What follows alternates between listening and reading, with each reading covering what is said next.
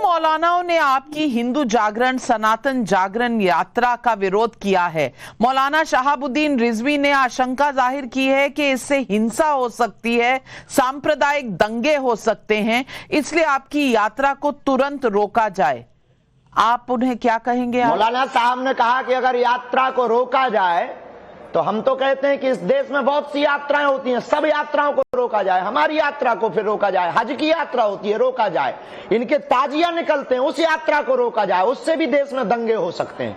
हमारी यात्रा एकता के लिए है, हमारी यात्रा जात पात को मिटाने के लिए, हमारी यात्रा शांति के लिए, हमारी यात्रा हिंदुओं में क्रांति के लिए, हमारी यात्रा देश को जगाने के लिए, हमारी यात्रा तलवारों से लड़ने के लिए नहीं, विचारों से लड़ने के लिए है। और इसके बाद भी अगर मौलाना को लगता है कि हमारी यात्रा बंद करनी चाहिए तो हम उनको कहेंगे कि वेलकम टू यू, दिल्ली दूर नहीं है, हम भी भारत से बाहर नहीं है, चले आए, बंद करवा दें। आजकल एक नारा बहुत लोगों के बीच गूंज रहा है, बटेंगे तो कटेंगे। योगी आदित्यनाथ से लेकर प्रधानमंत्री नरेंद्र मोदी तक इसके कई वर्जन्स आ चुके हैं। बटेंगे तो कटेंगे, एक है तो सेफ हैं। मैं पूछना चाहती हूं, आप इस नारे को कैसे देखते हैं और आपको इसमें कौन सा मैसेज नजर आता है?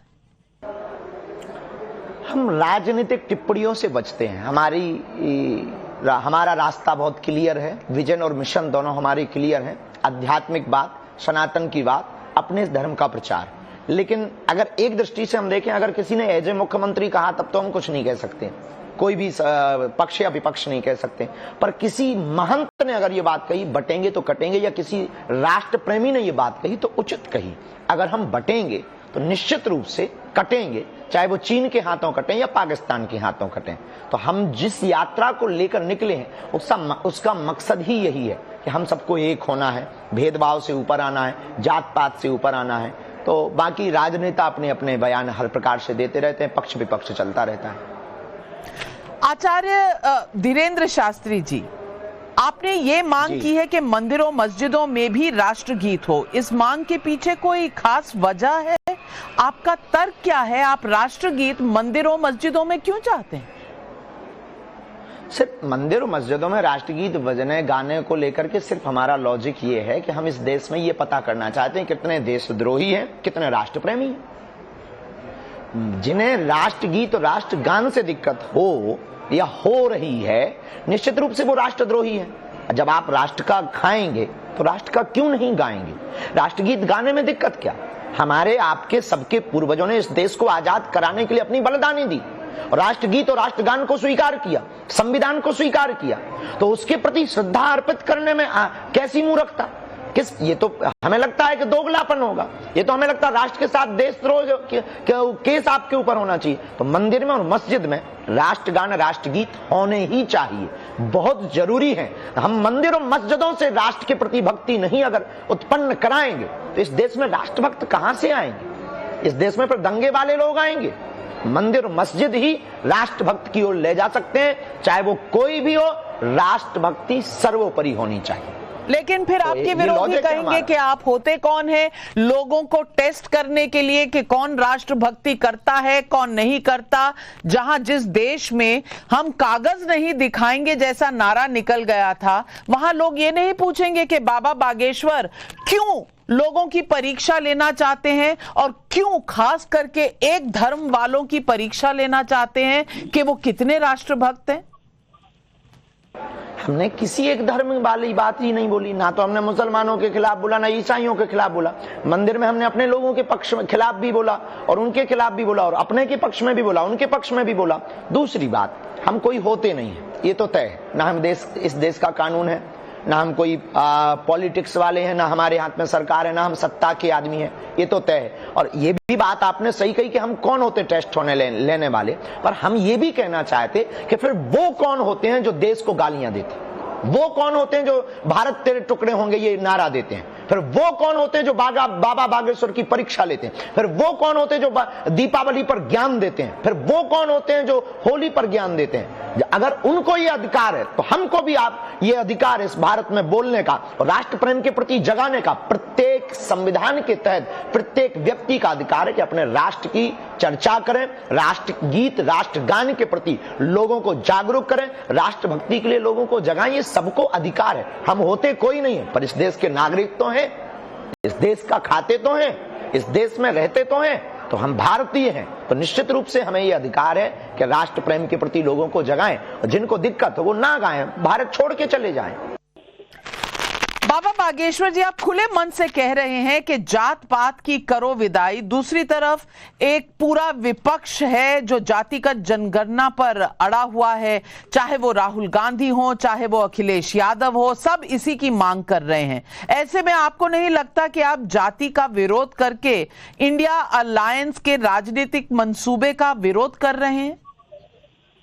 नहीं, वो उनका पॉलिटिकली बात है। हम ये बातें बहुत दिनों से बोल रहे हैं। हम हिंदुओं को एक होने की बात बोल रहे हैं। ना तो हमें किसी को वोट दिलवानी है, ना सत्ता पानी।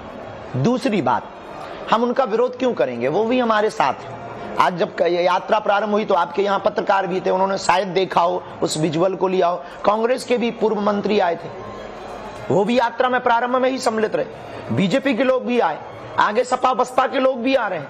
हम सबके हैं। धर्म किसी एक का नहीं, हिंदुत्व किसी एक का नहीं, सनातन किसी एक का नहीं, भारत किसी एक का नहीं, भारत सबका है। हम सिर्फ भारत की बात, हम उनके खिलाफ क्यों होंगे? हमें उनसे क्या बैर है? वो अपनी बात पॉलिटिकली करें। हमने ये जो बात की है हम सिर्फ इसलिए करना चाहते कि इस जात पात और भेदभाव के चक्कर में जो आपस में अपनी ऊर्जा का क्षरण कर रहे हैं, खत्म कर रहे हैं, इससे देश उज्जवल नहीं हो रहा। शिक्षा पर प्रभाव पड़ रहा, बच्चों पर प्रभाव पड़ रहा, क्षेत्रों में दंगे हो रहे हैं। इस देश में दंगा होने की बजाय बच्चों के हाथों में तलवार होने की बजाय कापी और किताब होनी चाहिए। स्वास्थ्य की व्यवस्थाएं डगमगाई हुई हैं, इस पर बात होनी चाहिए, विकास की बात होनी चाहिए।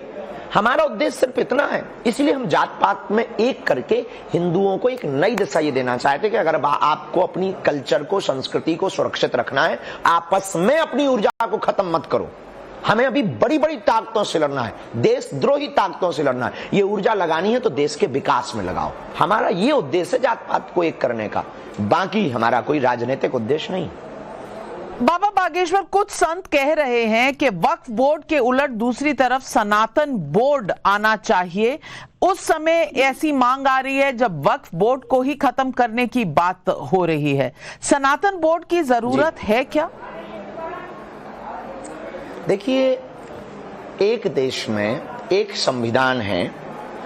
अब एक देश के संविधान के कानून के हिसाब से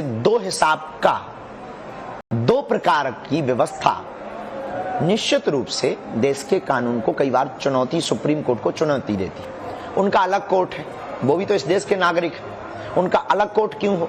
2005 तक महज कुछ एकड़ जमीन थी, 2024 तक 8.5 लाख एकड़ जमीन होगी।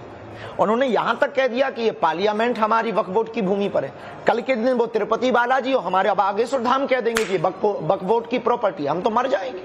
तो या तो सनातन बोर्ड हो या ये बोर्ड खत्म हो। तो जो साधु कह रहे हैं वो ठीक कह रहे हैं, अनुचित नहीं कह रहे हैं कि हम भी तो इस देश के हैं, हम भी तो इस देश में रहते हैं, हमने भी तो संविधान स्वीकार किया है। फिर उनको ही इतनी प्रायोरिटी क्यों, उनको ही इतनी प्राथमिकता क्यों, उनको ही इतनी सुविधाएं क्यों, हमको क्यों नहीं? हमारे तो आप मंदिरों को अपने संरक्षण में लिए, मस्जिदें तो एक भी आपके संरक्षण में नहीं। या तो मस्जिदों को भी ले लो, एक मस्जिद लेके बताओ, या फिर हमारे मंदिरों को छोड़ दो। सीधा सा सिद्धांत है सनातन बोर्ड का। तो हमें नहीं लगता कि ये साधु महात्मा गलत बोल रहे हैं, बहुत ठीक बोल रहे हैं। आपने हाल ही में कहा कि हिंदुओं के भी ज्यादा बच्चे होने चाहिए। अब पब्लिक का सवाल है, यहाँ एक बच्चा पालने में